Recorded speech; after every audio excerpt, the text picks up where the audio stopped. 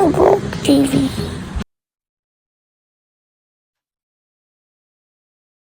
तो गाइस आज आप देख ही सकते हैं मेरे को पसीने कितने आ रहे हैं, लेकिन गर्मियां हैं, लेकिन नो सेकंड ऑप्शन। सो आज की हम लोग अपनी बात शुरू करते हैं। एपिसोड सेकंड शुरू करते हैं। हमने बहुत सारी चीज़ों पर बात कर ली थी। आज कुछ ऐसी चीज़ों पर बात कर ली थी जिस पे नहीं करनी थी, और कुछ ऐसी चीज़ों पर बात पहले एपिसोड में मैं नहीं कर पाया जिनके बारे में मुझे बातें करनी थी। सो या जो थर्ड एपिसोड के लिए मैंने सोच रखा था, क्योंकि बेसिकली मैं स्क्रिप्ट तो कुछ नहीं करता हूँ, लेकिन मुझे पता होता है कि मुझे पहले एपिसोड में कहाँ से कहाँ तक पहुँचना है, या इस पर्टिकुलर एपिसोड को शूट करते हुए मुझे क्या क्या बताना है, कहाँ तक जाना है। तो आज का हम लोग बात करेंगे कि फार्मिंग से लेकर लिटरेचर तक हम जाके रुक जाएंगे। इसके बाद का हम कोशिश करेंगे कि ना ही करें बात। तो फार्मिंग पे भी एक दिन में नहीं इंसान आ गया था।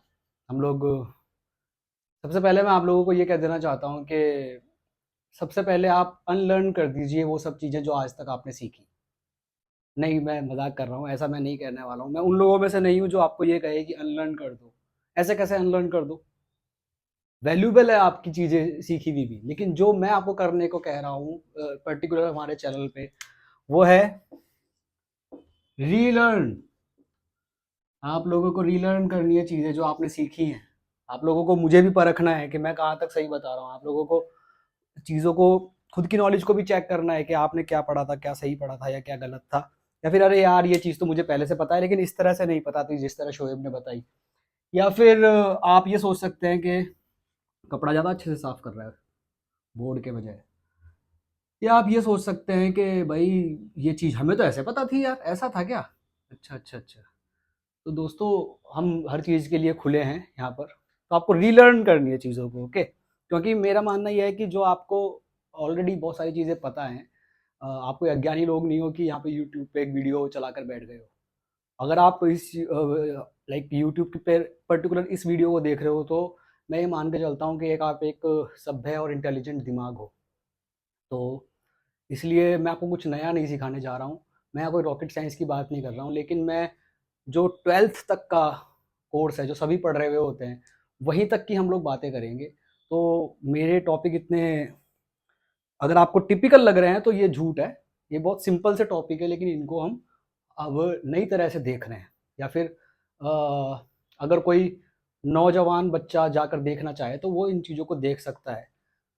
तो क्या मैं एक टीचर हूँ? टीच कर रहा हूँ तो टीचर ही हूँ इस पर्टिकुलर वीडियो के लिए, इस टाइम पीरियड के लिए। तो लेकिन क्या मैं उस तरह का टीचर हूँ जो यूपीएससी की तैयारी करवाता है और हजारों का कोर्स बेचता है, और एक टॉपिक पे 2.5 घंटे की वीडियो बनाता है और फिर बोलता है कि इसको कवर करने के लिए 5 वीडियोस की और पेन ड्राइव खरीदो, और फिर उस पेन ड्राइव में एडवर्टीजमेंट होता है कि जो हम पढ़ा रहे हैं इन किताबों को खरीदो?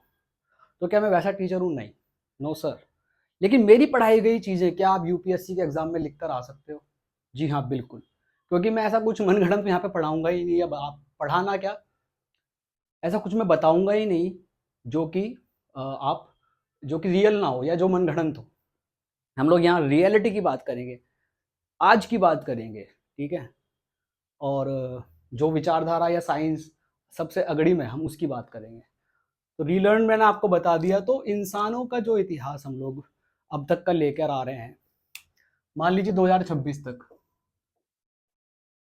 तो जब हम यहाँ पर विकास देखेंगे तो वो एक पीढ़ी में नहीं हुआ है। एक कोई ऐसा इंसान नहीं था जो चलने भी लग गया और फिर आगे आग भी यूज कर ली, फिर आगे उसने घोड़ा भी चला लिया। एक इंसान नहीं था, कई हजारों साल लगते थे, सैकड़ों साल लगते थे एक चीज के बाद दूसरी चीज को आने में। वो कैसे? जैसे मैंने चिंपैंजी का आपको पिछली बार एग्जांपल दिया कि चिंपैंजीज मेनली अगर माना जाए तो फिलहाल स्टोन एज में चल रहे हैं। वो हम कैसे कह सकते हैं कि अभी स्टोन एज में चल रहे हैं चिंपैंजीज? वो इसलिए क्योंकि चिंपैंजीज ने एक चीज़ सीख ली है। ना कि सिर्फ एक चिंपैंजी ने या एक झुंड ने, बल्कि उनकी पूरी ब्रीड ने, कि टूल्स को यूज़ करना, लकड़ी को यूज़ करना, इसको। और वो ना कि खुद सीखते हैं बल्कि वो बच्चों को सिखा के जाते हैं, फिर बच्चे उनको सिखाते हैं। तो हो सकता है कि अगले 500 सालों में, 400 साल में कोई चिंपैंजी पैदा हो और उसमें इनबिल्ट हो टूल्स को यूज़ करना, उसे सिखाया ना जाए। तो उसके अंदर टूल्स को यूज़ करना तो इनबिल्ट है ही, फिर अब वो नई चीज़ क्या इन्वेंट कर रहा है। तो इसी तरह मानव का इतिहास चला। तो जब हम बात करेंगे कि इस टाइम से इस टाइम तक, तो ये हज़ारों सालों के पीरियड को हम सिर्फ़ 2-3 मिनटों के अंदर ही तय कर रहे हैं या 5 मिनट में तय कर रहे हैं। तो आप ये डिटेलिंग में मैं पहले सीज़न में नहीं जाना चाहता हूँ।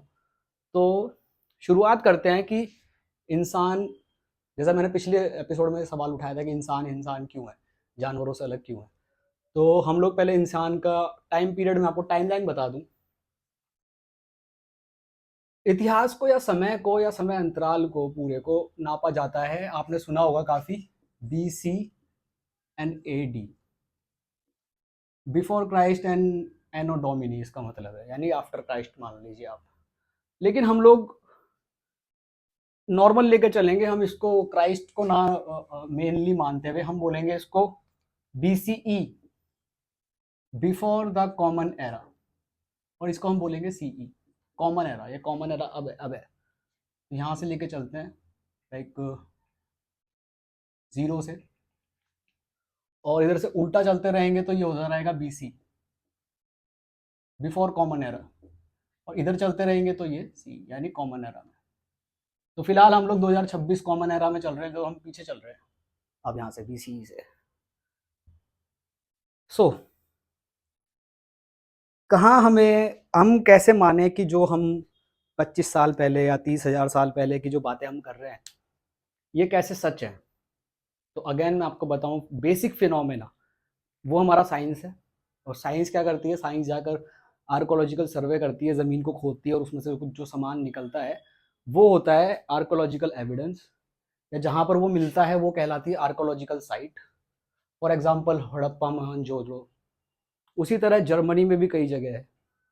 तो हम लोग मान के चलते हैं कि जो अर्ली सिविलाइजेशंस थी वो कहाँ कहाँ पैदा हुई होंगी, लेकिन मैं आपको स्लाइड के द्वारा दिखाना चाहूँगा कि आखिरकार इंसान कहाँ से चला और कुछ चीज़ें किस तरह होती चली गई।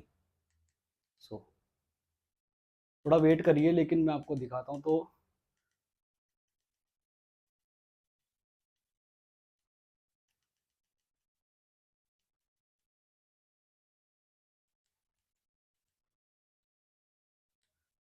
ये दुनिया का मैप है दोस्तों, थोड़ी लाइट वो करके आता हूँ, रुको।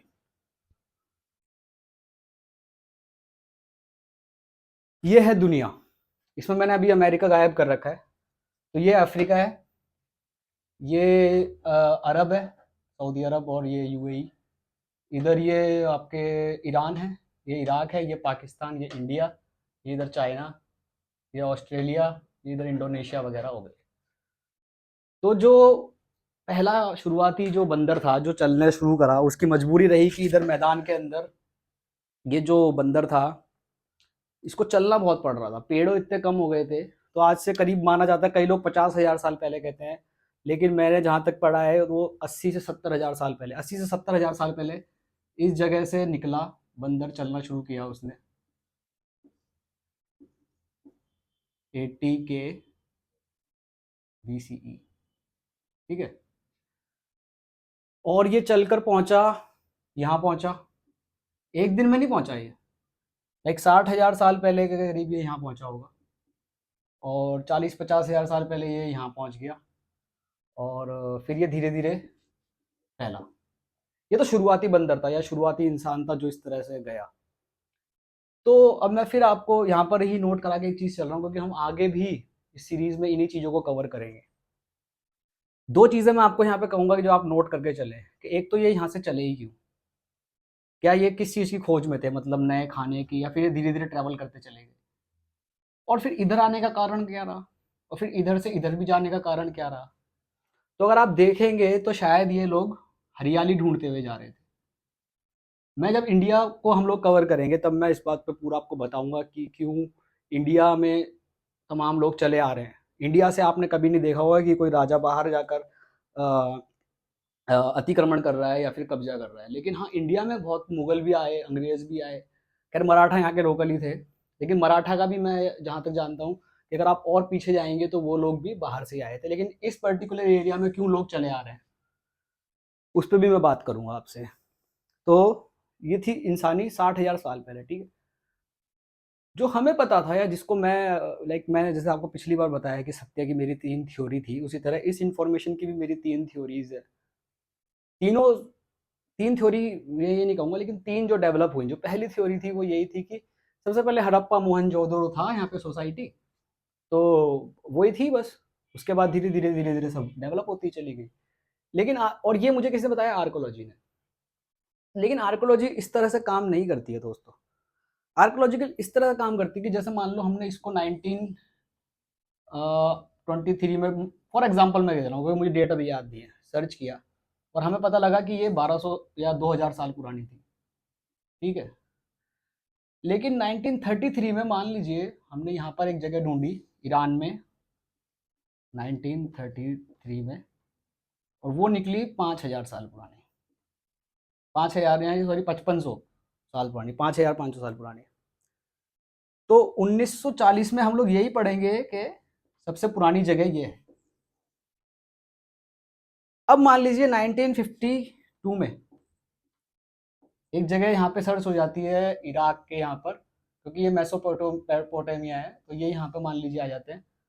और वैसे मेसोपोटामिया की सभ्यता 3000 साल पुरानी है, इतनी पुरानी नहीं है, लेकिन फिर भी मान लीजिए और खुदाई के अंदर और पुराना सबूत मिलता है, तो हमें पता लगता है कि 10,000 साल पहले यहाँ पे कुछ था, या कोई भी सोसाइटी थी, ए टू जेड जो भी हम उसको नाम देते हैं, लेकिन वो खोजा कब गया? 1952 में। तो अब जब हम 1955 में आएंगे तो हम क्या बोलेंगे कि सबसे पुरानी जगह अब तक की ये है। तो अगर कोई ये बंदा कह रहा है कि 1923 में सबसे पुरानी जगह ये है, तो ये भी सही है अपनी जगह, ये भी सही है, ये भी सही है। तो यही अच्छी बात है साइंस की, या फिर साइंटिफिकली मेथड की, कि साइंस कभी नहीं कहती है कि यह पूर्ण सत्य है। हम लोग ये मान के चलते हैं कि आज तक हमें ये पता है, और हमारा दिमाग खुला है, we are open minded enough के कल को कोई आप नया सबूत लाओ, नया आर्कोलॉजिकल सर्वे लाओ, आर्कोलॉजिकल साइट लाओ और हमें आप दिखाओ, हम मान लेंगे हाँ ठीक है 5000 साल पुराना। मेरा अभी ये थोड़ा प्रोजेक्टर दिक्कत कर रहा है, नहीं तो मैं आपको और स्लाइड्स दिखाता, क्योंकि वो स्लाइड्स में खोलते वो फोटो आधी कट रही है, पता नहीं क्या हो रहा है, मैं इसको बाद में सही करूंगा। 80,000 साल पहले बताया आपको मैंने। इसके बाद ये पहला मैं इसको बोल सकता हूँ फर्स्ट माइग्रेशन, और कई लोग इसको फर्स्ट माइग्रेशन, और भी साइंटिस्ट हैं जिसको फर्स्ट माइग्रेशन कहते हैं। वाकई में ये मेरे हिसाब से फर्स्ट माइग्रेशन था, क्योंकि इसके बाद बहुत समय के बाद ऐसा कुछ दिखा कि कोई एक जीन सब जगह फैल गया हो। तो आपने देख ही लिया कि अभी तक अमेरिका इन्वेंट नहीं हुआ है, और ये जो पूरा एरिया है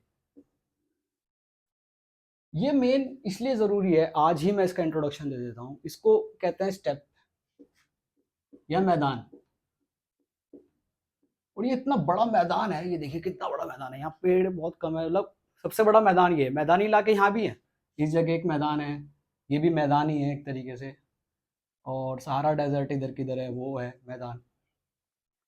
ऑस्ट्रेलिया भी ज़्यादातर मैदान ही है, लेकिन इसका ये नहीं है, लाइक जो स्तर है ना, लाइक आज का रशिया है, ये रशिया है बेसिकली, रशिया। तो ये हुआ 80,000 साल पहले की बात। अब आप बोलो भाई ये तो हो गया सफ़र, तो मैं अब आज की वीडियो पे आता हूँ। वीडियो का टाइटल आपने पढ़ ही लिया था, तो और जो हमें कवर करना है वो क्या है? फार्मिंग से लिटरेचर तक। लेकिन फार्मिंग से भी पहले जो हमारा आज का टॉपिक है वो आ गया था। जो मेरी पहली अंडरस्टैंडिंग थी वो ये थी कि रिलीजन, ठीक है, लिटरेचर आया, लिटरेचर ने ऐसी ऐसी कहानियाँ लिख दी, ऐसी ऐसी मनगढ़ंत कहानियाँ लिख दी, ग्रीक माइथोलॉजी लिख दी और रोमन माइथोलॉजी लिख दी, हिंदू माइथोलॉजी लिख दी, और ये सब लिख दी इन्होंने लिटरेचरवादियों ने, और वही धर्म बन गया, जो कि सरासर गलत है। जब मैं इसको पढ़ा तो पता लगा ये बिल्कुल गलत है।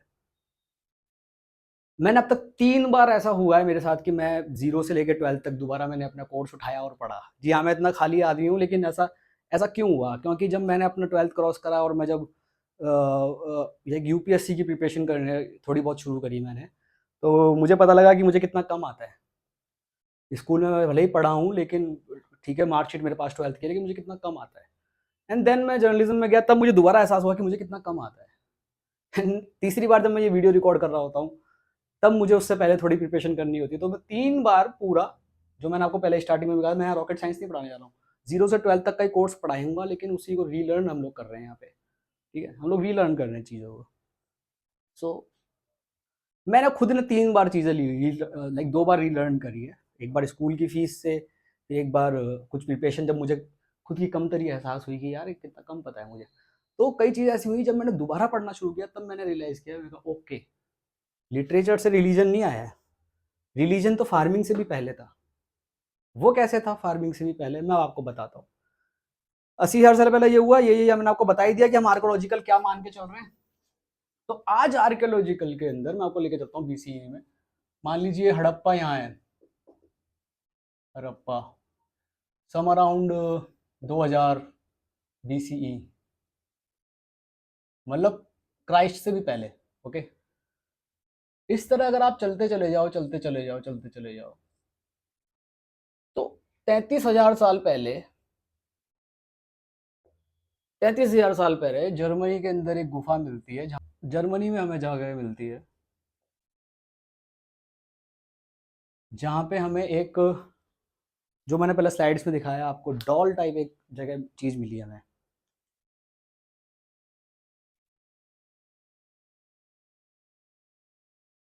हम लोग लिटरेचर तक आएंगे, ठीक है। इस तरह का कुछ मिला इस गुफा में, जर्मनी में, 33,000 साल पुरानी है ये, ऐसी एक चीज मिली हमें। अब वही वाली बात, फिनोमेना। कुछ लोग बोल रहे हैं जी ये तो देवता है कोई, आधे शेर हैं और देखो आधे इंसान हैं ये। और ये जो लोग थे, जो जिन्होंने ये पुतला बनाया या छोटी गुड़िया बनाई, जिन्होंने ये बनाई, उन्होंने भी इसको क्यों बनाया? उन्होंने इसको वाकई में रिलीजियस पर्पसेस के हिसाब से बनाया। और तो क्या वो किसकी पूजा कर रहे थे? शेर की पूजा कर रहे थे या फिर इसकी इंसान की पूजा कर रहे थे? तो कई लोगों ने बोला, कई लोग सोच सकते हैं, सोचने वाले, मैंने कहा ना फिनोमेना, जो लोग अंधविश्वास या इस तरह की हिस्ट्री टीवी वाली चीज़ों में जीते हैं, वो कई लोग ये बोल सकते हैं भाई ये आधे इंसान और आधे, या इवन कोई हिंदू बोल सकता है ये नरसिम्हा है, जर्मनी में थे। तो यहाँ बात खत्म नहीं होती है, मैं आपको जवाब देता हूँ इसका। असल में क्या है कि क्या ये एक इंसान है, या फिर ये शेर है, या फिर ये एक इंसान है जिसने शेर का मास्क लगा रखा है, और एक ये बंदा है पुजारी या शामन, और उसकी या किसी ने मूर्ति बनाई है लाइक देवता टाइप। ओझा हम इसको लिख देते हैं, ओझा है ये, एक ओझा जी की पूजा मान लीजिए की जा रही है। तो ये सबसे पुराने 33,000। इसके बाद हमें बहुत सारे ऐसे सबूत मिले हैं जिसके बाद हमें पता चलता गया कि लोग बाग कुछ कुछ कर रहे थे, ऐਵੇਂ ही ये लोग खाली नहीं बैठे रहते थे। 33,000 साल पहले, एक 80,000 साल पहले इन्होंने सफर किया, 33,000 साल पहले इन लोगों ने इंडस वैली 2600 पुरानी साल पुरानी, मैंने आपको 2000 लिखा था, यहाँ 2600 कर दिया, और 1900 तक रही है। हाँ ठीक है, तो सही है, 2000 बीसी। और बता ही दिया था कहाँ पर पाकिस्तान के और उसके ऑर्डर के बीच में है। ओके, जर्मन आर्कोलॉजिकल सर्वे 90, ये देखो इसमें स्लाइड में दिक्कत आ रही है, कट रही है। गोबले के टेपे 19, ये मान लीजिए हम लोग गोबले के टेपे मान लेते हैं, 10,000 साल पुराना।